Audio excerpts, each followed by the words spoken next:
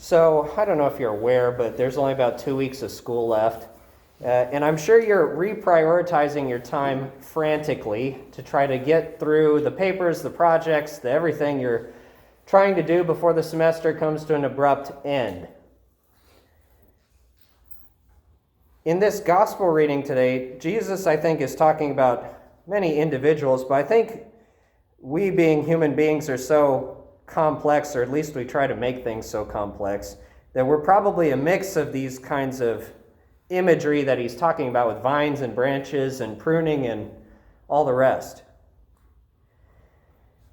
In the Christian life, in the spiritual life, it's not really so much about picking between good and evil. We should pretty well know that if we're picking evil, we're going towards death. That's pretty simple. That's a quick discernment. Now, whether we're actually doing that or not is a whole nother bugaboo, but we ultimately are trying to pick good. Now, the tricky thing, though, is whenever we're trying to pick between good things. I like this image of pruning. Jesus is saying that everyone who remains in him, he prunes so that it bears more fruit.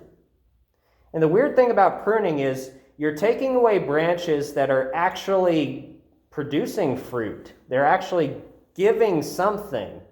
But the reason you prune is so that it gives more nutrients and whatever else to other branches so that they can produce bigger fruit.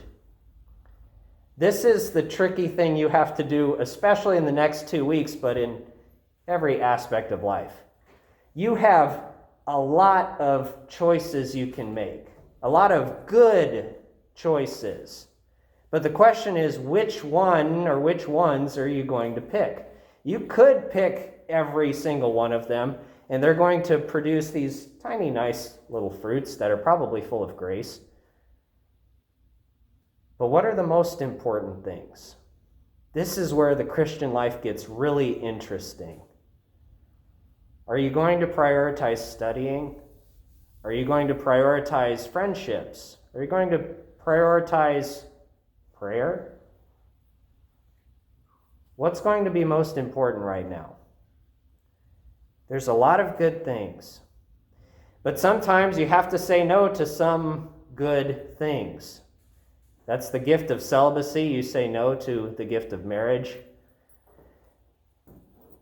That's in the midst of your studies that maybe you should have been saying no to other things for weeks and months, but whatever, here we are now.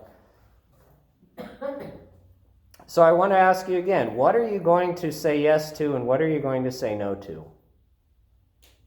What are the things that the Lord is calling you to say yes to? And maybe you're scared about, because that means you'll have to say no to some other things. We have a couple of social events that are going to happen at the Newman Center this week. Well, on Wednesday, we're going to have tacos on the lawn just somewhere over there in the evening, and then we're going to come over here for the Rock at 8 p.m. Both of those are extremely good and beautiful things because you get to hang out with me and, more importantly, Jesus. But you have to ask yourself, what do I have time for? What is worthwhile?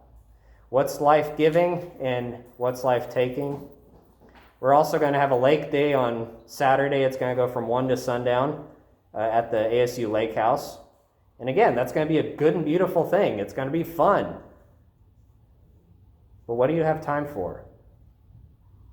What is the Lord calling you to?